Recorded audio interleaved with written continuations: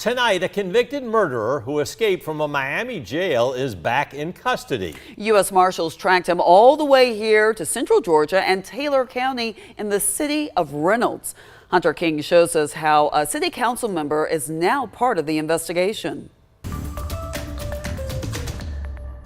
This story is certainly a lot to unpack, and it all stems from Miami, Florida, after a convicted murderer somehow ended up in this house behind me in Reynolds, Georgia. Florida corrections officers mistakenly released James Daniels from Turner Guilford Knight Correctional Center in Miami last week. Miami investigators say Daniels and two others kidnapped, tortured, and murdered two men 5 years ago. According to CBS Miami, Florida's Department of Corrections took a full day to notify U.S. Marshals about the error. Federal agents eventually tracked down Daniels 500 miles away in Reynolds. Reynolds Police Chief Lonnie Holder recalls the Marshals' phone call on Wednesday. Well, Miss Price that lived there, and I said, yes, she says the address, and they said it will be there within an hour. Officers surrounded the home of Tamisha Price, a Reynolds City Council member. They arrested Daniels and took Price into custody. Ruby Wilder lives across the street from Price, and she watched it all unfold. And I see all them police trucks and things with the lights on it, and I told my brother, I said, something going on.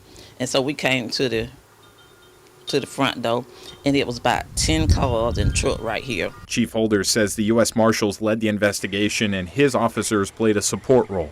Now, just this morning, Lonnie Holder, the chief of police here in Reynolds, told us that Ms. Price is being charged with harboring a fugitive. That's a felony count. But when we arrived here, Ms. Price was in her home. She did not want to talk to us, but she is out of jail.